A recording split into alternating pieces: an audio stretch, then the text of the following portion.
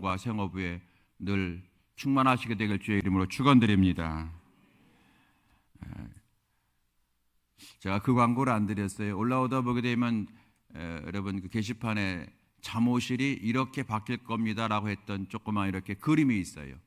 여러분 올라오시면서 보셨나요? 그런 모습으로 잠옷실을 바꾸게 될 겁니다. 여러분 각 교회마다 있던 잠옷실을 없앨 수밖에 없는 상황이 많이 와요. 왜 그래요? 아이들이 없어서 그래요. 아이들이 없어서 잠옷실을 여러분 없애는 수밖에 없는 그런 교회가 많은데 우리 교회는 잠옷실을 여러분들 확장하려고 그래요. 축복인 줄로 믿습니다. 그래서 저 잠옷실이 가득 차게 되었으면 좋겠어요. 아기도 많이 낳으시기 바랍니다. 전도 많이 하고. 여러분 지난 말씀은 무엇입니까? 채색 옷이 벗겨질 때 그런 말씀이었어요. 갑자기 예기치 않은 어려움이 닥친다고 하는 뜻이었잖아요. 벗겨지고 던져질 때가 있다. 그때 우리는 낙심하거나 절망할 수밖에 없는데 사람이니까. 그렇지만 요셉이 채색 옷이 벗겨졌지만 하나님이 함께 하시니까 훗날 그 옷이 총리 대신의 옷이 되었더라. 기억하면서 하나님, 요셉을 붙드신 하나님께서 오늘 우리도 붙들어 주실 줄로 믿습니다. 우리 그 믿음으로 승리하자고 지난주에 말씀을 나누었습니다. 오늘 말씀의 제목은요, 이런 제목입니다. 큰 기쁨의 교회, 이런 제목입니다. 한번 따라서 해주시면 감사하겠습니다. 큰 기쁨의 교회. 시작. 교회니까 여러분 다시 한번 큰 기쁨의 명암교회. 자, 시작. 큰 기쁨의 명암교회. 아멘. 우리 명암교회가 큰 기쁨의 교회가 될 줄로 믿습니다. 여러분 기쁨이라고 하는 것은 우리의 감정이잖아요. 언제 여러분 기쁨의 감정이 솟아오릅니까? 내 뜻대로 됐을 때 그게 내 욕망이라고 할 수도 있고 욕구라고 할 수 있고 내 계획이라고 할 수가 있지만 내 뜻대로 됐을 때 우리는 기쁘거든요. 그 기쁨이 우리 가운데 있으면 참 좋은데 여러분 한 주간 동안 여러분 기쁨으로 사셨는지요? 한 주간 동안 여러분 뜻대로 되셔서 기쁜 날이 많았던 한 주간이었는지요? 또 여러분 요즘은 어떠십니까? 요즘 기쁘십니까? 찬송가 325장에 그런 찬송가가 있잖아요.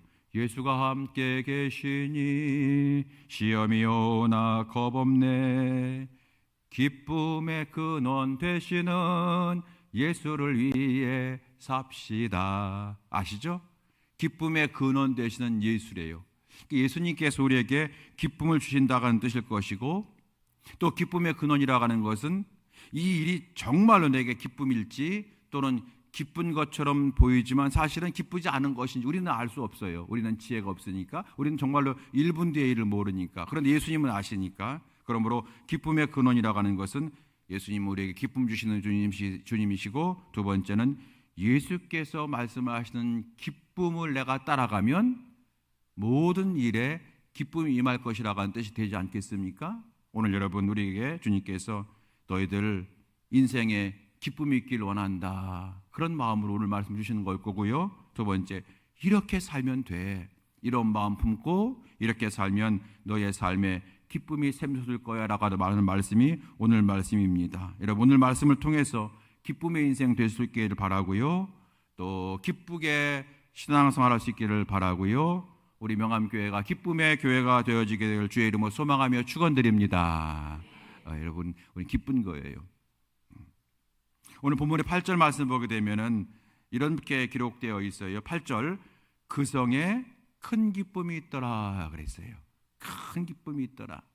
그 성은 어떤 성이냐? 이제 좀 보겠습니다만은 사마리아 성입니다. 여러분 사마리아 잘 아시죠? 사마리아 성에 큰 기쁨이 있더라는 겁니다. 이 성이라고 하는 그 성을 이제 거기다가 내 이름을 넣는 거예요. 나의 인생에 큰 기쁨이 있더라. 우리의 가정에 기쁨이 있더라. 또 이 성에 우리 명암교회를 넣는 거죠. 그러면 우리 명암교회에 큰 기쁨이 있더라. 할렐루야. 여러분 그런 말씀입니다. 오늘 도대체 우리가 그런 소망을 가지면서 이 성 사마리아의 성에 어떤 기쁨이 있었는가 하는 거예요. 이 기쁨이 있었다가 한 번 있는 게 아닙니다. 이 기쁨이 있었더라고 하는 말을 헬라어로 기노마이라고 하는데 이 말은 한 번 딱 있는 고정된 것이 아니라 날마다 샘솟았다 하는 거예요. 날마다 샘솟았다. 기쁨이 발생했다, 생겼다, 샘솟았다. 그래서 이 사마리아 성에 어떤 기쁨이 샘솟았는지, 그리고 도대체 어떤 기쁨이었길래 우리에게 이 기쁨을 소망하라고 하시는지, 이 기쁨의 열매를 맺으라고 하시는지 우리가 살펴보면서 우리의 것 삼게 되기를 간절히 바랍니다. 크게 세 가지입니다. 첫 번째, 주께서 하시는 말씀은요, 전도의 기쁨을 가져라. 두 번째는 치유의 기쁨을 이제 맺어라. 세 번째는 예배의 기쁨을 회복하라. 이 말씀하는 거예요. 이 말씀대로 순종할 때 기쁨의 근원 되신 예수께서 우리에게 많은 파생되어지는 기쁨의 역사를, 은혜를 주실 줄로 믿습니다. 첫 번째입니다. 어떤 기쁨이라고요? 전도의 기쁨이라고 하는 겁니다. 오늘 본문에는 전도의 열매가 나오거든요. 초대교회 교인들이 이제 핍박을 받았어요. 로마의 큰 박해와 핍박을 받고 도저히 이제 예루살렘 교회에서 신앙생활할 수가 없어서 할 수 없이 저 외곽으로 이제 피신하게 되었습니다. 흩어지게 되었습니다. 근데 흩어진 성도들이 가서 뭐 했느냐? 전도했어요. 예루살렘 교회에서 예배를 드리며 전도하다가 핍박과 박해를 받아서 쫓겨났는데, 쫓겨난 그 곳에서는 아이고, 내가 전에 예루살렘에서는 전도하다가 예배드리다가 박해와 핍박을 받아서 내가 이렇게 집도 뺏기고 그리고 일할 터전도 내가 뺏기고 도망해 왔으니 여기서 내가 조용히 살리라, 가만히 살리라, 그런 마음은 가지는 것이 아니라 도리어 거기서도 전도했다는 겁니다. 이 기쁨을 우리에게 하나 말씀하고 계시는 거예요. 이 가운데에 흩어진 사람 가운데 빌립이라고 하는 사람이 있습니다. 오늘 5절 보게 되면 빌립이 나오죠. 빌립은 집사님입니다. 이 사람은 예수님의 12제자 중에 빌립이 있죠. 그런데 그 빌립이 아니라 초대교회에서 구제 문제 때문에 선출한 7명의 집사가 있어요. 대표적인 사람이 스데반입니다. 스데반과 빌립과 드고아와 이렇게 시작합니다. 그래서 그때에 세워진 7 집사님 중에 한 분인 거예요. 이분이 어디로 갔느냐 하면 사마리아 지역으로 가서 복음을 전했습니다. 여러분 사마리아 아시죠? 우리가 성경에서 많이 사마리아 배웠잖아요. 이 당시 유대인들은요, 사마리아를 저주받은 땅, 우상 숭배하는 땅, 이렇게 생각을 했어요. 왜냐하면 구약시대에 이스라엘 백성들이 범죄해서 하나님이 책지적으로 징계하시는데 북쪽과 남쪽으로 나눠졌잖아요. 솔로몬 왕 이후에 그때 북쪽에 있는 사람들이 우상 숭배를 너무 쉽게 받아들였어요. 하나님 없는 사람처럼 살았어요. 그런데 남쪽에 있는 사람들은 그래도 막 끝까지 버텼었거든요. 그래서 이 남쪽에 살던 유대 사람들이, 유대 지파 사람들이 북쪽에 있었던 사마리아 사람들을 보면서 저렇게 쉽게 신앙을 버리다니, 저렇게 쉽게 우상을 숭배하다니, 그래서 아주 안 좋은 사람, 못된 사람들로 생각을 했어요. 그래서 사마리아 사람들을 사람 취급도 안 했어요. 개나 이런 고양이나 이런 동물 취급을 했어요.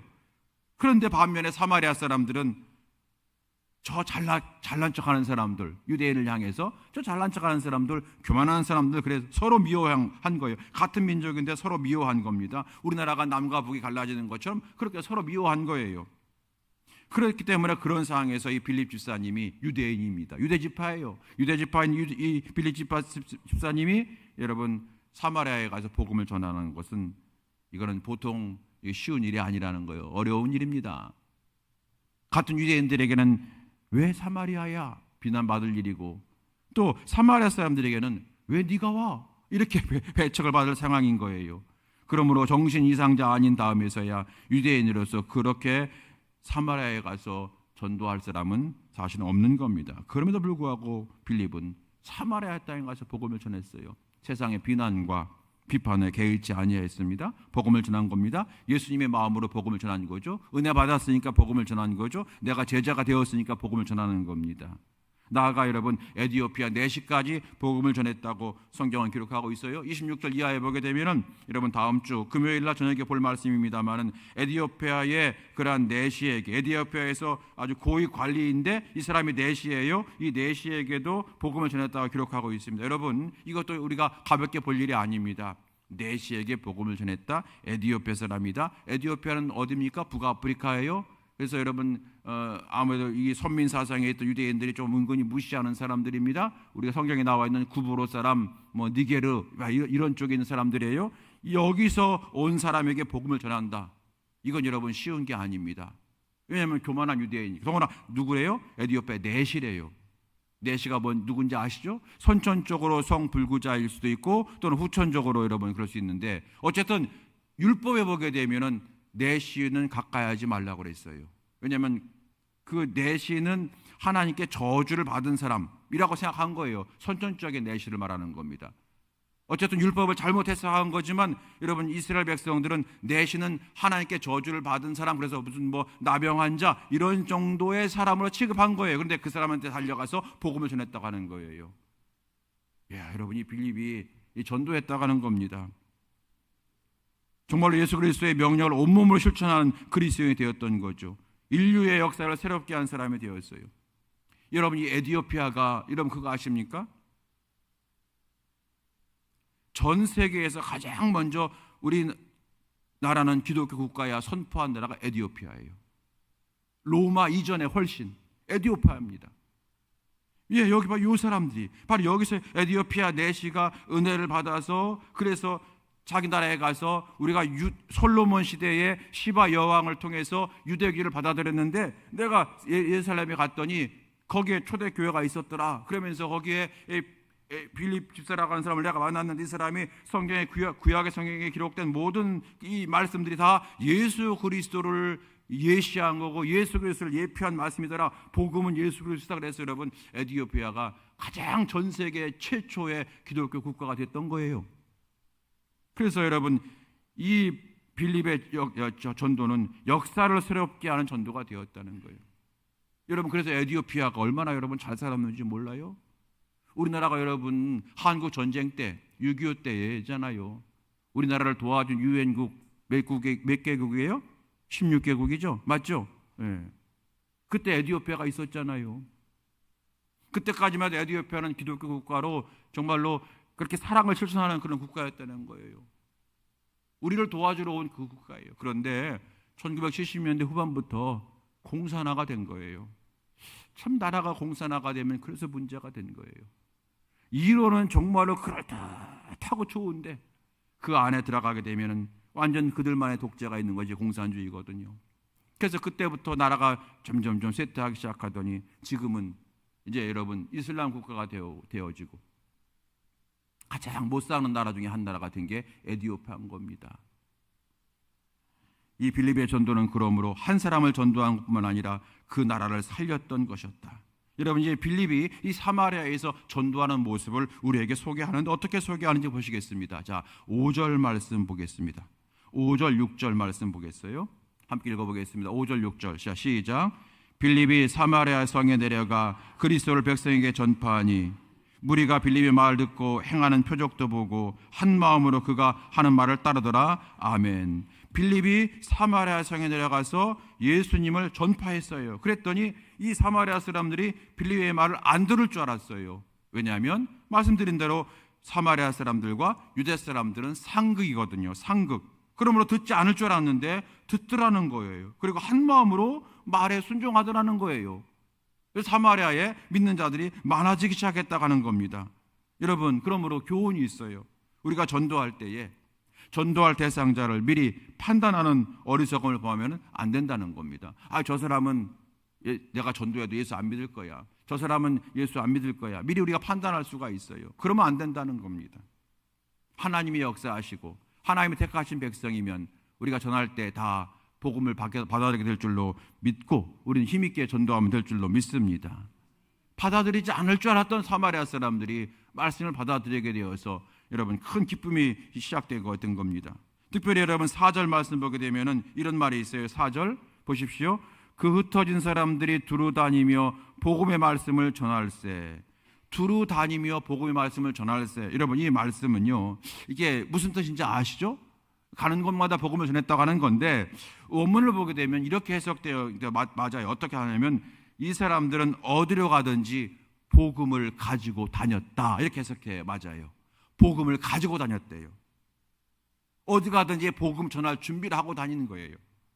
우리 교회 어떤 장로님이 늘 이게 가방에 사탕을 들고 다닌대요. 그래서 왜냐 그랬더니 아이들 보면 그 사탕을 주려고 미리 준비한다는 거예요. 사탕도 여러 종류를 가지고 다녀요. 그래서 애들한테 사탕을 주려고 하는 겁니다. 여러분, 그런 귀한 마음이죠. 그런 것처럼 이 제자들이 흩어져 다니면서 박해받고 사마리아 쫓겨간 이 사람들이 복음의 말씀을 전하는데 어디로 가든지 복음을 가지고 다녔대요. 누구를 만나든지 기회를 얻으면 복음을 전하려고 준비하고 다녔다는 거예요. 여러분 혹시 가방에 여러분 이렇게 혹시 거기에 성경책이 있다든지 또는 전도지가 있다든지 우리에게 여러분 전도 티슈가 있다든지, 할렐루야, 그게 필요하다는 거예요. 그래서 여러분, 그래서 우리가 전도할 때 네 번째 주에 우리가 네 번째 주에 전도로 나갈 때에 제가 여러분 작년인가 그런 말씀드렸죠. 전도 티슈를 성가대실에다가 갖다 비치해 놨어요. 보이게 해놨어요. 그러면서 내가 목요일날 전도하지 못할 때는 여러분 그 전도 티슈를 가지고 가라고 그랬잖아요. 제가 가지고 가서 한 5개든 6개든 10개든 가지고 가서 여러분 주변에다가 그냥 주는 거예요. 그게 뭡니까? 전도를 하기 위해서 어디가든지 복음을 가지고 다니는 거예요. 이런 놀라운 역사가 있었다고 하는 겁니다. 그럴 때에 전도하는 사람들의 마음에 기쁨이 있고 그 사마리아 성에 뭐가 가득했더라? 기쁨이 가득했더라 말씀하고 있는 겁니다. 여러분, 교회가 주는 즐거움은요, 세상의 주는 즐거움과는 다르지 않습니까? 영적인 행복이 아니겠습니까? 그것은 우리가 반드시 주어야 될 영적인 행복인 거예요. 놀라운 것은 여러분, 하나님께서는 그렇게 전도하는 성도들에게 복을 주시더라는 겁니다. 그리고 전도하는 성도들이 많은 교회에 성도들도 하나님께서 잘되게 하시고 교회도 부흥케 하시더라 하는 겁니다. 기쁨이 있게 하시더라 하는 겁니다. 사랑하는 성도 여러분, 전도의 기쁨을 누리는 우리 모두가 될 수 있게 되길 주의 이름으로 축원합니다. 사마리아 성에 전도의 기쁨이 가득했다는 겁니다. 금년에 여러분이 꼭 전도하고 싶은 사람 많이 계시잖아요. 신방하다 보면 항상 목사님, 제가 사실은 아무개 위에서 지금 기도하고 있다고 얘기하세요. 여러분, 아멘입니다. 정말 여러분 꼭 금년에 내가 기도하는 그 사람을 하나님 앞으로 인도하는 전도의 열매를 반드시 맺는 기쁨이 있게 되길 주의 이름으로 축원합니다. 두 번째는 치유의 기쁨입니다. 다시 먼저 8절 다시 보게 되면 그 성에 큰 기쁨이 있더라 그랬는데, 바로 그 앞절 7절 말씀 보게 되면은 여러분 치유의 역사가 나타나요. 7절 말씀 읽어보겠습니다. 시작. 많은 사람에게 붙었던 더러운 귀신들이 크게 소리 지르며 나가고 또 많은 중풍병자와 못 걷는 사람이 나으니, 여러분 나았어요. 고침받았어요. 그러므로 그 성에 큰 뭐가 있었더라요? 기쁨이 있었더라 말하고 있습니다. 치유의 기쁨. 하나님, 우리 교회에 치유의 기쁨이 충만하기 바랍니다. 충만하기 원합니다. 여러분, 이렇게 기도할 수 있게 되길 바랍니다. 하나님, 우리 가정에, 하나님 내 심령이 치유의 역사가 일어나기 원합니다. 기쁨이 있기 원합니다. 기도하시기 바랍니다. 더러운 귀신이 나갔대요.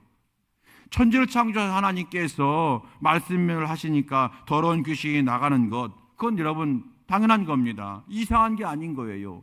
놀라운 일이 아닙니다. 당연한 겁니다. 귀신 들린 사람이 고침받는 것 조금도 이상하거나 놀랄 일이 아닙니다. 오늘 말씀 보게 되면은 특별히 왜 중풍병자와 못 걷는 자라고 했는가? 요거는 여러분 그 당시의 불치병이라고 생각하시면 돼요. 그 당시의 불치병. 그 당시의 불치병자들이 낫는 그러한 기쁨이 가득했다고 하는 겁니다. 여러분, 우리 사랑하는 성도들의 가정에도 큰 병에 걸린 분 계시고 또는 작은 병에 걸린 분 계십니다. 여러분의 가족과 친척들도 있습니다. 여러분, 다시 한번 오늘 설교를 준비하면서 주의 말씀 있는 우리 모든 성도들에게 주님이 역사하셔서 주님이 은혜 주셔서 치유의 기쁨이 가득하게 되길 주의 이름으로 축원합니다. 여러분, 그 기도를 다시 하시기 바랍니다. 다시 회복하시기 바랍니다. 하나님, 우리 가정에 치유의 기쁨이 있기 원합니다. 우리 교회에 치유의 큰 기쁨이 샘솟기 원합니다. 다시 한번 기도할 수 있기 바랍니다. 아울러서 육신의 질병만 고통당해서 육신의 질병 가운데 여러분 있으면 기쁨이 사라지잖아요. 그런데 그것이 고쳐지면 얼마나 기쁘겠어요. 그런데 여러분, 이런 거 생각해 보십시오. 나는 사실은 육신의 질병 무서운 거지만, 괴로운 거고 불편한 거지만, 기쁨이 뺏어가는 거지만 내 마음은 어떨까? 여러분의 마음속에 때로 우울함이 찾아올 때가 있잖아요. 낙심이 찾아올 때가 있잖아요. 절망이 찾아올 때가 있잖아요. 다 귀찮아질 때가 있잖아요. 여러분, 그럴 때마다 어떻게 기도하면 되겠습니까? 하나님, 내 마음을 고쳐주시어서 내 마음에 기쁨이 샘솟기 원합니다. 여러분, 그렇게 기도하는 것이 얼마나 아름다운 신앙이겠습니까? 우리는요, 육신의 질병에서 고침받으면 정말로 기뻐요. 그런데 여러분, 우리가 살다 보니까 분명히 아는 건 뭐냐면요, 육신의 소원이 이루어지면 기쁘지만, 그것 질병의 문제이든 가난의 문제이든 어떤 자녀의 문제이든 정말로 기쁘지만, 하나님께 감사하고 찬양드리지만 확실한 게 하나 있어요. 그런 기쁨이 오래가지 못한다는 거예요. 큰 집에 이사하면 한 달, 2달, 여러분 좋은 냉장고로 바꾸면 한 일주일은 기쁘시죠. 근데 그 다음은 다 마찬가지. 자동차 바꾸면 기쁘죠, 남자 성도님들. 근데 여러분 한 달 지나면 뭐 그거나 사고 안 나고 잘만 다니면 되는 거예요. 그렇죠? 육신적으로 어떤 문제 해결되면 기쁜 건 당연하지만 금방 사라진다고 하는 거 우리 얼마나 많이 자주 경험합니까? 또 이런 경우도 있어요. 반대로 육신의 소원이 이루어졌는데 그것 때문에 도리어 여러분 죄 가운데 빠진 경우가 있어요. 사업이 왕성하게 올라왔어. 근데 그 사업이 잘 되니까 주의를 빼먹기 시작하더라는 거예요. 사업이 잘 되니까 여러분 세상적으로 타락하더라는 거예요. 왜냐하면 더 크게 사업을 확장하기 위해서 세상으로 빠져가더라는 거예요. 여러분, 그러면 차라리 그 사업이 조금 축소되고 하나님 잘 믿는 것이 축복이잖아요. 그런 경우가 있더라고요. 건강하니까 그 건강한 몸 가지고 하나님께 충성하고 멋지고 향기로운 일 많이 해야 되는데 그 건강한 몸 가지고 가서는 안 될 곳에 가더라는 거예요. 범죄할 곳에 가더라는 거예요. 여러분, 그것은 육신의 질병에서 고침받았다고 행복으로 이어지는 것은 아니지 않습니까? 그래서 우리가 육신의 질병이나 육신의 소원이 이루어지는 것이 기쁜 거지만 더 귀한 것은 내 마음이다.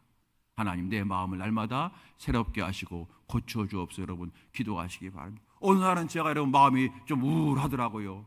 이게 갱년기인가? 60 넘어서 제 마음이 우울한 거예요. 죄송해요.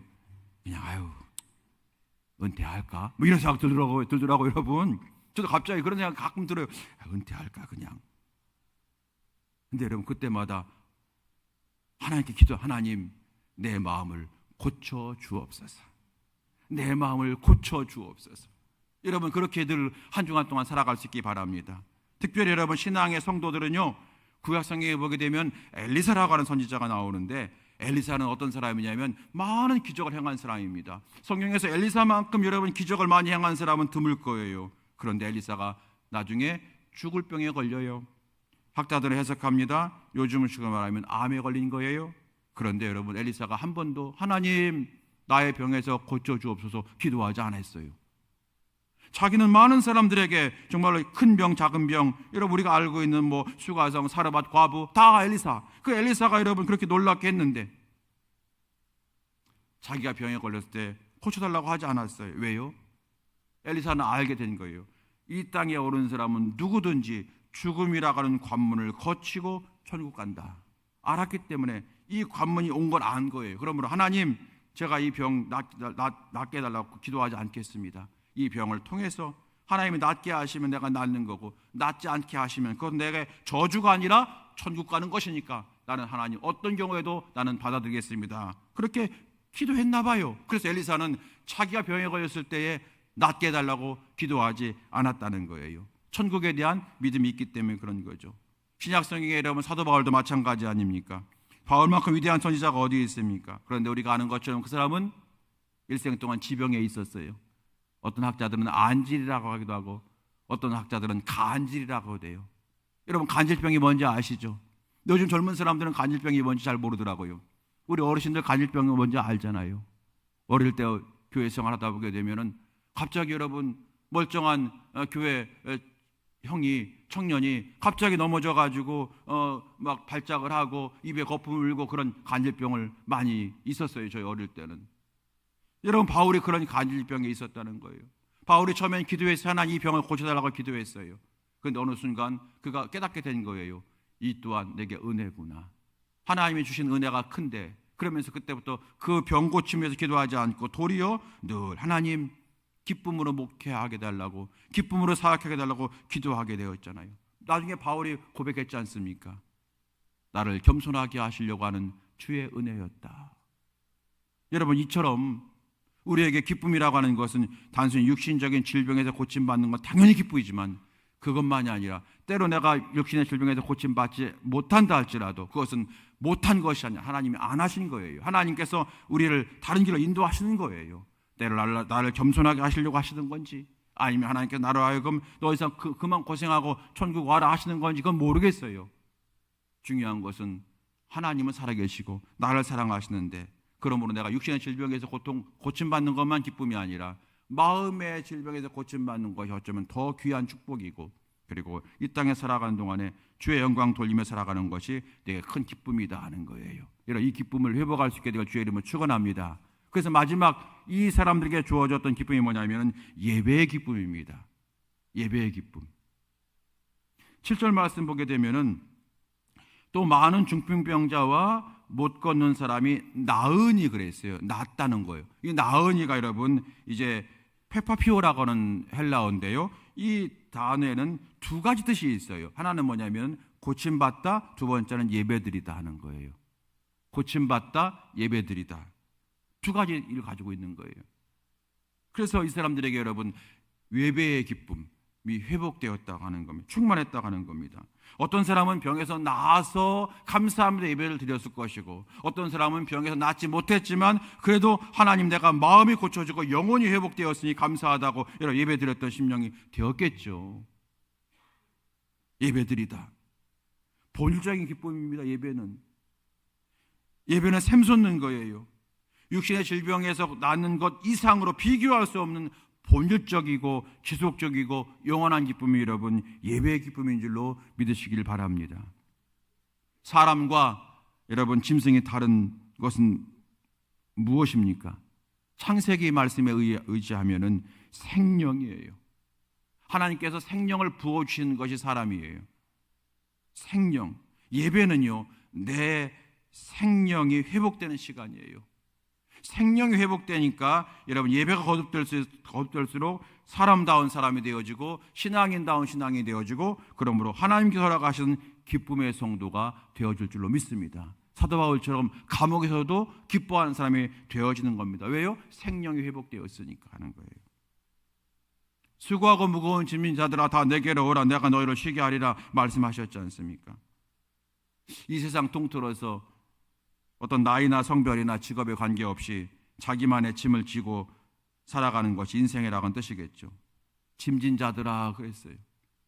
나는 짐이 없는데 하는 사람 한 사람도 없더라는 겁니다. 우리 어린아이들도 다 인생의 짐이 무겁다고 얘기해요. 결혼하기 힘들 때, 군대 가서 외로울 때, 직장에서 지쳤을 때, 사랑하는 가족과 이별할 때에, 사업에 실패했을 때에 그 짐이 무거워서 내 인생 어떻게 사나 할 때에 주께서 말씀하시는 거잖아요. 수고하고 무거운 짐진 자들아 다 내게로 오라 내가 너희를 쉬게 하리라. 쉬게 한다는 건 뭡니까? 내가 너에게 다른 기쁨을 주리라 말씀하시는 거예요. 내가 가진 모든 짐 다 가져와라. 내가 가볍게 하리라. 다만 내가 원하는 그 인생을 살아가게 되면 너의 인생의 짐은 가벼워질 거야 라고 말씀하신 것 아니겠습니까? 예배는 바로 그겁니다. 예배 시간에 내 짐을 주님께 맡기고 주님이 말씀하신 그 인생 살아가기를 결심하는 거예요. 그러면 그 인생 속에 하나님께서 허락하시는 기쁨이 샘솟게 될 줄로 믿습니다. 사랑하는 성도 여러분, 이제 말씀을 마칩니다. 오늘 설교 제목 기억하세요. 큰 기쁨의 교회입니다. 한 주간 여러분 그렇게 기도합시다. 하나님, 우리 명암교회 큰 기쁨의 교회가 되게 해주실 줄로 믿습니다. 여러분 그렇게 기도하시기 바랍니다. 여러분 기쁨의 교회, 기쁨의 성도가 되시기 바랍니다. 오늘 세 가지였어요. 전도의 기쁨, 두 번째 어떤 기쁨이었습니까? 치유의 은총의 기쁨, 세 번째 예배가 회복. 올라왔네요. 한번 읽어보겠습니다. 자, 1번부터 3번까지. 자, 시작. 전도의 기쁨을 알게 하소서. 치유의 은총을 누리는 교회 되게 하소서. 예배가 회복되고 예배의 기쁨으로 충만하게 하소서. 아멘. 여러분 이 말씀이 우리를 기쁨의 인생 되게 하시려고 하는 하나님의 처방약이에요. 병원에서 약을 타면 이 약이 내 몸을 어떻게 고칠지 우리는 몰라요. 근데 믿고 먹는 거예요. 먹다 보면 이 약이 이 안에서 작용해서 내 몸을 회복하는 것처럼 오늘 주께서 말씀하시는 거예요. 전도의 기쁨, 치유의 기쁨, 예배의 기쁨, 이 세 가지 기쁨이 너의 인생에 있게 하라는 거예요. 그러면 하나님께서 우리의 모든 육신적인 삶도 영적인 삶도 아시니 우리를 기쁨의 그러한 영육으로 바꿔주실 줄로 믿으시고 한 주간 동안 하나님 큰 기쁨의 성도가 되게 하소서, 큰 기쁨의 명함교회가 되게 하소서. 여러분 이 설교 제목 붙들고 승리하시는 우리 모두가 다 될 수 있게 되기를 예수님의 이름으로 축원합니다. 함께 찬양하시겠습니다. 우리 기쁘게 한번 찬양해 보시겠어요? 자, 이전에 왜 모르고 있었을까 찬양하겠습니다.